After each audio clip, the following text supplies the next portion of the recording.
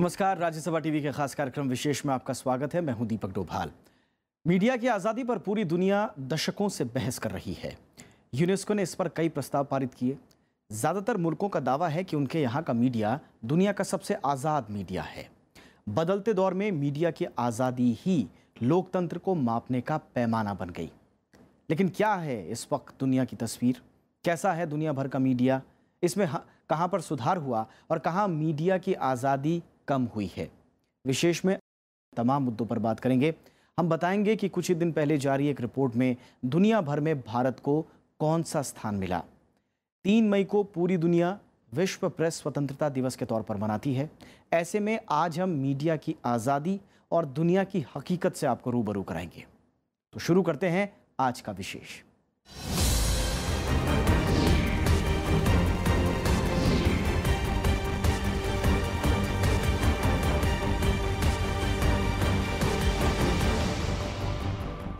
हर साल 3 मई का दिन दुनिया में प्रेस की स्वतंत्रता और अभिव्यक्ति की आज़ादी के नाम रहता है। पत्रकारिता के बुनियादी सिद्धांतों की रक्षा, दुनिया के तमाम पत्रकारों और मीडिया कर्मियों को हिंसा और हमलों से बचाना और अपने काम को अंजाम देते हुए जान गंवा चुके पत्रकारों और मीडिया कर्मियों को याद रखने के लिए संयुक्त राष्ट्र इस दिन को खास तौर पर मनाता है।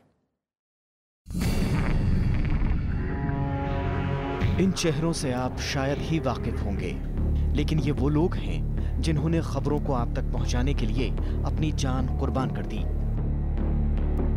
संयुक्त राष्ट्र के मुताबिक दुनिया मीडिया कर्मियों के लिए दिन ब दिन जानलेवा साबित हो रही है।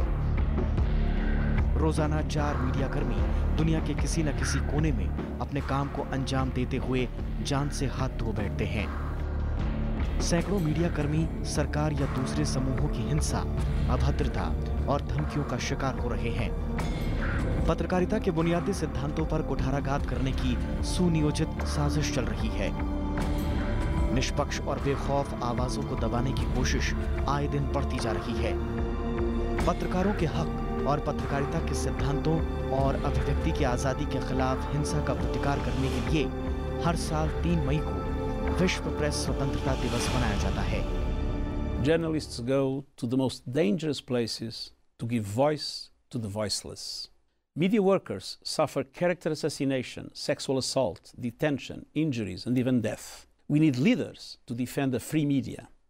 This is crucial to counter prevailing misinformation, and we need everyone to stand for our right to truth. On World Press Freedom Day, I call for an end to all crackdowns against journalists, because a free press advances peace and justice for all. 1993 में संयुक्त राष्ट्र महासभा ने पहली बार world press freedom day मनाने की घोषणा की। इससे पहले 1991 में यूनेस्को के 26वें महाधिवेशन में यह दिन मनाने की रूपरेखा तय की गई। संयुक्त राष्ट्र का यह कदम विंडहोक घोषणा की याद में भी उठाया गया। 1991 में इसी दिन अफ्रीका के पत्रकारों ने प्रेस की स्वतंत्रता से जुड़े सिद्धांतों को अंतिम रूप देकर विश्व बिरादरी को आगे के कदम उठाने को कहा था। 1993 से हर साल 3 मई का दिन दुनिया को इस बात की याद दिलाता है कि पत्रकारों, प्रकाशकों और संपादकों की आवाज को दबाने की कोशिश, उन्हें परेशान करने, गिरफ्तार करने और यहाँ तक कि उनकी हत्या करना बर्दाश्त नहीं किया जाएगा। 3 मई की तारीख दुनिया भर में प्रेस की आजादी के पक्ष में पहल को प्रोत्साहित करने की तारीख है। ये दिन दुनिया भर में प्रेस स्वतंत्रता की स्थिति का आकलन करने का भी दिन है। ये दिन सरकारों को प्रेस की आजादी के प्रति जवाबदेह बनाता है। हर साल प्रेस स्वतंत्रता दिवस के लिए एक खास थीम मुकर्रर की जाती है। इस बार की theme critical minds for critical times रखी गई है। थीम के जरिए शांतिपूर्ण और समावेशी समाजों को आगे बढ़ाने में मीडिया की भूमिका पर संयुक्त राष्ट्र ने जोर दिया है।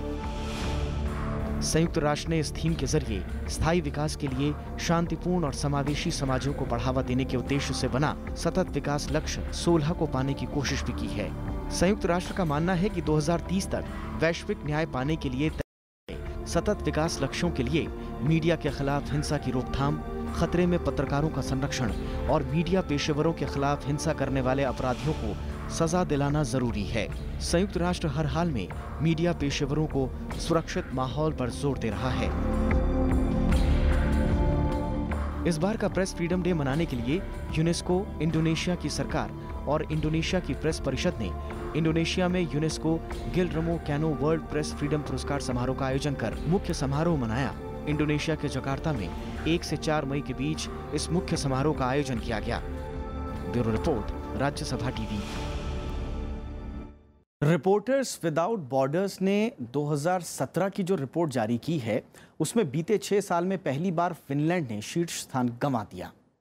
इस वक्त दुनिया में नॉर्वे मीडिया आज़ादी के मामले में दुनिया में पहले पायदान पर है और उत्तरी कोरिया आखिरी। 180 देशों की सूची में भारत 3 पायदान नीचे गिरकर 136वें स्थान पर है। अभिव्यक्ति की आजादी पर दुनिया भर में जमाने से बहस चल रही है। दुनिया के मुल्कों के भीतर लोकतंत्र को मापने का एक तरह से ये पैमाना बन गया है। लिहाजा प्रेस फ्रीडम इंडेक्स पर सबकी निगाहें रहती हैं। ऐसे में रिपोर्ट्स विदाउट बॉर्डर्स नाम की संस्था ने जब वर्ल्ड प्रेस फ्रीडम इंडेक्स 2017 जारी किया तो उससे कई देशों को झटका लगा।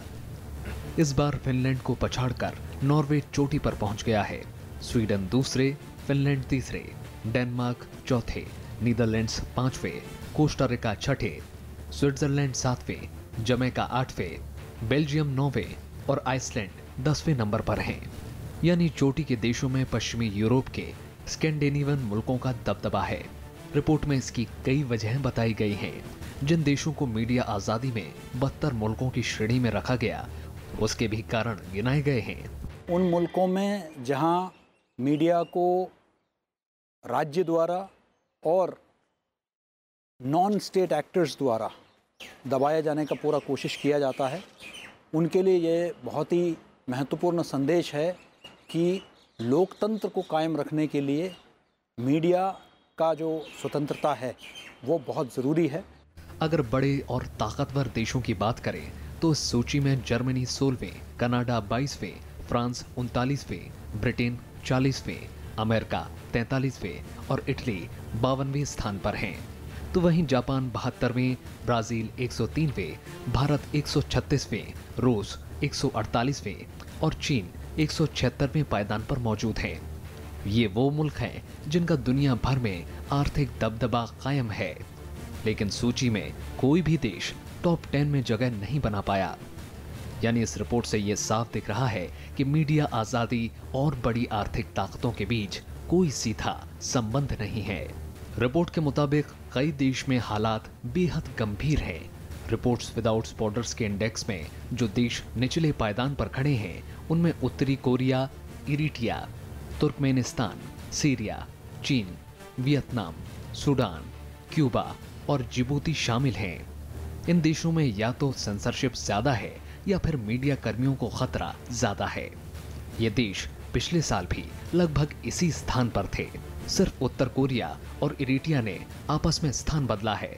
इस बार उत्तर कोरिया सबसे आखिरी पायदान पर आ गया। रिपोर्ट्स में दुनिया भर की घटती मीडिया की आजादी पर चिंता जताई गई है। इस तस्वीर पर नजर दौड़ाइए। जिन देशों को काले रंग में रंगा गया है, वहां मीडिया की आजादी बेहद खतरे में है। मध्य पूर्व के ज्यादातर देश और चीन को इस श्रेणी में रखा गया है। लाल रंग वाले मुल्कों की तादाद बहुत बड़ी है और यहाँ पर मीडिया के हालात बुरे हैं। भारत और पाकिस्तान समेत अफ्रीका के ज्यादातर देश इसी श्रेणी में आते हैं। गेहुआ रंग के देशों में हालात चिंताजनक हैं। इनमें पूर्वी अफ्रीका के कुछ देश, लैटिन अमेरिका के ज्यादातर देश और पूर्वी यूरोप के कुछ मुल्क शामिल हैं। अमेरिका, ऑस्ट्रेलिया समेत दक्षिण अफ्रीका को पीले रंग वाली श्रेणी में रखा गया है, यानी हालात यहाँ संतोषजनक हैं। सफेद रंग वाले देश मुट्ठी भर हैं, जहां मीडिया की आजादी को बढ़िया बताया गया है। इसमें न्यूजीलैंड और पश्चिमी यूरोप के स्कैंडिनेवियन मुल्क शामिल हैं। इस रिपोर्ट में ये साफ दिख रहा है कि खतरनाक और बुरे हालात वाले देशों की संख्या बीते साल के मुकाबले बढ़ी है। मीडिया का होना, प्रेस का होना और एक फ्री प्रेस का होना बहुत जरूरी है। लोगों तक सही सूचनाएं पहुंचे, लोगों तक स्वतंत्र सूचनाएं पहुंचे, तभी वो डिसीजन कर सकते हैं। लोकतंत्र अंततः चॉइसेस हैं। आप चुनाव करते हैं लोकतंत्र में, तमाम तरह के विकल्पों का चुनाव करते हैं और विकल्पों का चुनाव तभी संभव है जब आपके पास सभी तरह की सूचनाएं उपलब्ध हों। दुनिया में कई बड़े मुल्कों के हालात में गिरावट दर्ज की गई है, लेकिन कुछ देशों ने सुधार दर्ज किया है। सूचकांक में इटली 25, फिजी ने 13, म्यांमार ने 12, फिलीपींस ने 11, इजराइल ने 10 और भूटान ने 10 पायदान की छलांग लगाई है। इन देशों में मीडिया की आज़ादी बीते साल के मुकाबले बेहतर हुई, जबकि निकारागुआ को 17, टोंगा को 12, क्रोएशिया को 11, बोलीविया को 10 और युगांडा को 10 स्थानों का नुकसान पहुंचा है। जबकि और भी कई देशों की स्थिति इस रिपोर्ट में ऊपर नीचे हुई है। भारत को बीते साल के मुकाबले 3 स्थानों का नुकसान उठाना पड़ा है। रिपोर्ट में कई चीजों को पैमाना बनाया गया। 180 देशों में लोगों से 87 सवाल पूछे गए और इसी आधार पर इंडेक्स तैयार किया गया। जिन चीजों को सवाल में शामिल किया गया उसमें मीडिया में विविधता, मीडिया में काम करने की आजादी, पर्यावरण और सेल्फ सेंसरशिप, पारदर्शिता, बुनियादी संरचना और मीडिया कर्मियों को मिलने वाली धमकियां शामिल हैं। इन्हीं को पैमाना बनाकर अंक दिए गए, जिनमें नॉर्वे पहले नंबर पर रहा। मोहम्मद फातेह टीपू के साथ दिलीप खान, राज्यसभा टीवी। इस रिपोर्ट में दुनिया भर में मीडिया के गिरते हालात पर चिंता जताई गई। ऐसा देखने को मिला कि दुनिया के हर कोने में मीडिया की आज़ादी पर हमले हुए हैं। रिपोर्टर्स विदाउट बॉर्डर्स के मुताबिक कई ऐसे देशों में नकारात्मक बदलाव देखने को मिले हैं जो खुद को लोकतंत्र कहते हैं। ज़्यादातर मुल्कों में मीडिया की विश्वसनीयता और आज़ादी पहले से ही बदतर हुई है। आइए डालते हैं इस पर एक नज़र।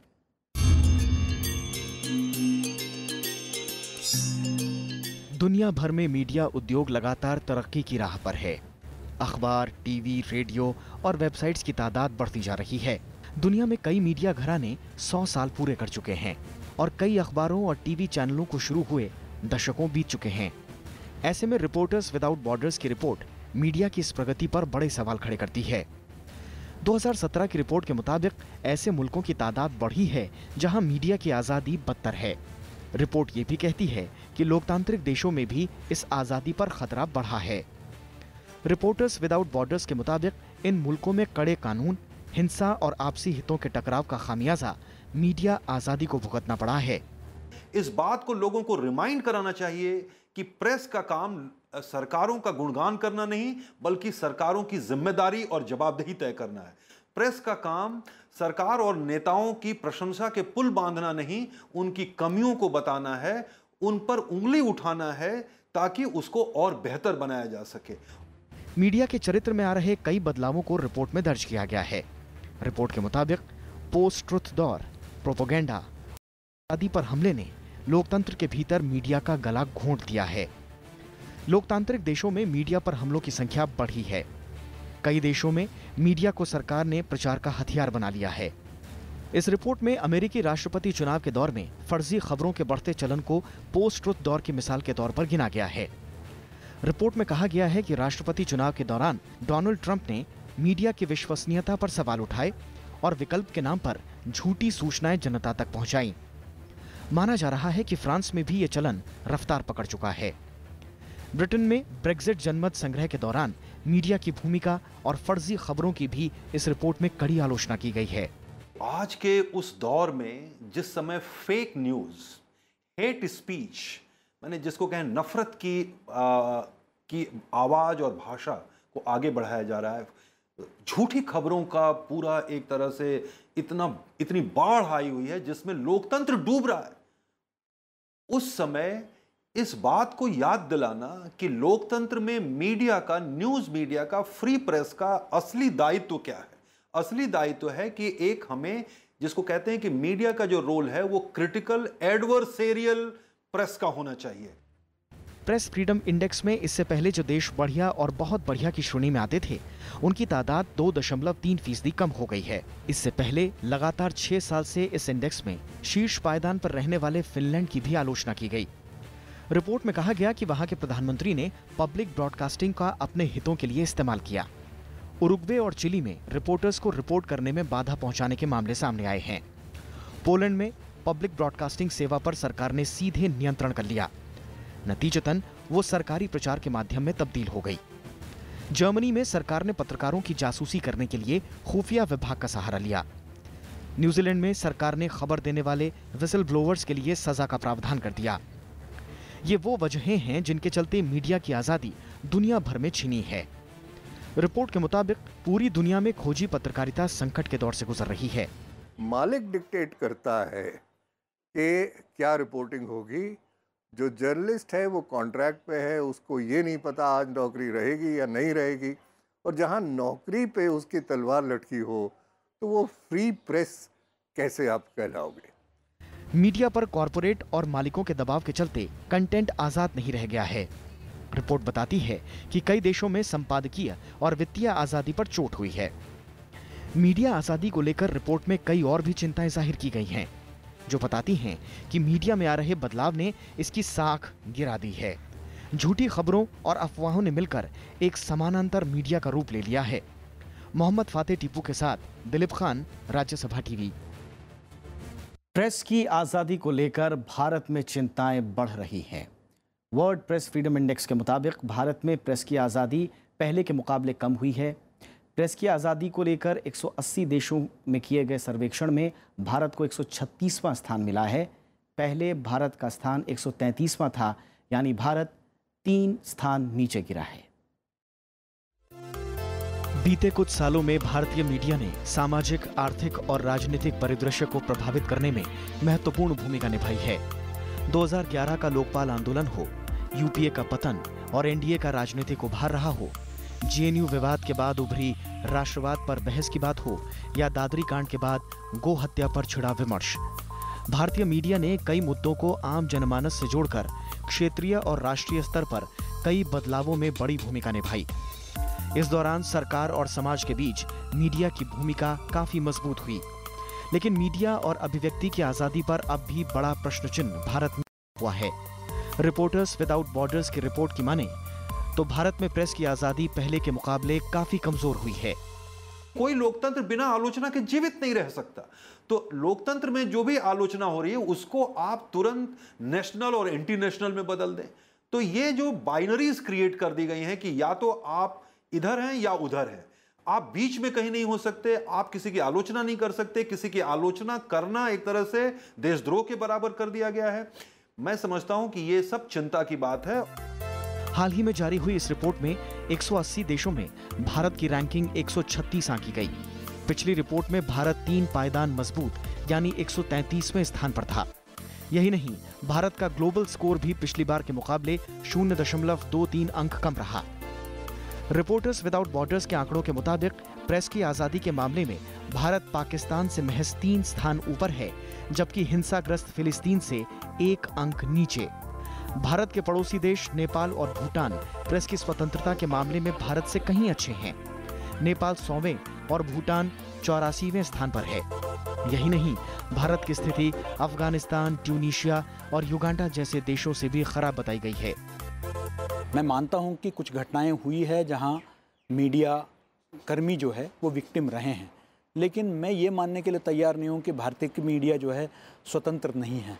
भारत की मीडिया काफ़ी हद तक स्वतंत्र है और आज हम बाकी लोकतांत्रिक विषयों को देखेंगे और ख़ासकर अपने दक्षिण एशिया परिवेश में देखेंगे तो हम काफ़ी स्वतंत्र हैं। हमारे मीडिया कर्मियों ने बहुत ही विकट परिस्थितियों में उन्होंने, चाहे वो भ्रष्टाचार का मुद्दा हो या अत्याचार का मुद्दा हो, उसको उजागर किया है और आज भी कर रहे हैं। रिपोर्टर्स विदाउट बॉर्डर्स के मुताबिक हिंदू राष्ट्रवादी राष्ट्रीय बहसों में विरोधियों या अलग पक्ष रखने वालों को राष्ट्र विरोधी का दर्जा दे रहे हैं, जबकि मुख्य धारा की मीडिया में सेल्फ सेंसरशिप बढ़ रही है। रिपोर्ट में कहा गया है कि सरकार के खिलाफ बोलने वाले पत्रकारों को खास तौर पर लक्ष्य बनाकर उन्हें ऑनलाइन अभियानों के जरिए बदनाम किया जा रहा है और यहां तक कि नुकसान पहुंचाने की धमकियां भी दी जा रही हैं। रिपोर्ट में कहा गया है कि सरकार की आलोचना करने वाले पत्रकारों पर दंड संहिता की धारा 124A के तहत राजद्रोह का मुकदमा दर्ज करने की धमकियां भी मिल रही हैं। रिपोर्ट में कश्मीर में इंटरनेट पर प्रतिबंध को लेकर भी आलोचना की गई। कहा गया है कि पुख्ता सुरक्षात्मक तंत्र के बिना संवेदनशील इलाकों की कवरेज काफी मुश्किल हो गई है। Bureau report, Rajya Sabha TV. Media की आज़ादी को बचाए रखने के लिए कई ऐसे कदम हैं जिन्हें उठाए जाने की दरकार बताई जा रही है। भारतीय मीडिया उद्योग ने बीते कुछ दशकों से लगातार तरक्की की है। अखबारों, पत्रिकाओं की संख्या लाख के पार पहुंच गई है, जबकि टीवी न्यूज़ चैनलों की संख्या भी करीब 900 के आसपास है। लेकिन मीडिया की विश्वसनीयता और आज़ादी का जहां तक सवाल है, भारत इसमें काफ़ी नीचे है। जाते जाते आपको बताते हैं आखिर क्या है भारतीय मीडिया की मुश्किलें, इस रिपोर्ट के जरिए। नमस्कार। 2014 में ऐसा पहली बार हुआ जब देश में पंजीकृत अखबारों और पत्रिकाओं की तादाद 1 लाख को पार कर गई। Registrar of newspaper for India यानी RNI के मुताबिक 31 मार्च 2016 तक देश में कुल 1,10,851 पंजीकृत प्रकाशन हैं, जो कि 2015 के 1,05,442 से करीब 5,000 ज्यादा हैं। इसी तरह अगर टीवी चैनलों की बात करें तो इस वक्त देश की अलग अलग भाषाओं में 882 से ज्यादा टीवी न्यूज चैनल्स हैं। रेडियो चैनलों की संख्या भी तेजी से बढ़ी है। यानी अगर संख्या के लिहाज से बात करें तो भारतीय मीडिया लगातार बेहतरी कर रहा है, लेकिन जिस दौर में मीडिया उद्योग तरक्की कर रहा है उसी दौर में भारतीय मीडिया पर सबसे ज्यादा सवाल भी उठ रहे हैं। विकृतियां कुछ दिखाई देती हैं, कुछ जो है हमें दिखाई दे रहे हैं, चाहे वो कॉरपोरेट हावी होने के वजह से हो, या आप जो है कॉन्ट्रैक्ट सिस्टम के आने के वजह से हो, या जो है ट्रेड यूनियंस के ख़त्म होने के वजह से हो, या कमर्शियल ऑब्जेक्टिव्स को सामने लाने के वजह से हो, पेड न्यूज़ जैसे चीज़ों के वजह से हो। लेकिन ये ज़रूर हो सकता है, लेकिन मैं मानता हूँ कि आज भी भारतीय मीडिया जो है बहुत ही जो है डायनामिक है, बहुत फ्री है। हाल ही में मीडिया की आजादी से जुड़ी रिपोर्ट में भारत 180 देशों की सूची में 136वें नंबर पर आया, तो वहीं कुछ हफ्ते पहले विश्वसनीयता के मामले में जारी एक रिपोर्ट में भारतीय मीडिया को दुनिया का दूसरा सबसे गैर भरोसेमंद मीडिया करार दिया गया। जानकार मानते हैं कि मीडिया तथ्यों को जानने परखने के काम में लगातार ढिलाई बरत रहा है और सत्ताधारी विचारधारा के वो करीब दिखने की कोशिश में लगा रहता है। बोलने की आज़ादी है, हमें जो संविधान से मिला हुआ मौलिक अधिकार है उस पर बहुत ज़्यादा दबाव बढ़ गया है। और ये दबाव सिर्फ स्टेट की तरफ से नहीं आ रहा है, सरकार की तरफ से नहीं आ रहा है, नॉन स्टेट एक्टर्स की तरफ से भी आ रहा है। इस समय एक पूरी इंडस्ट्री पैदा हो गई है जिसकी भावनाएं आहत हो जाती हैं।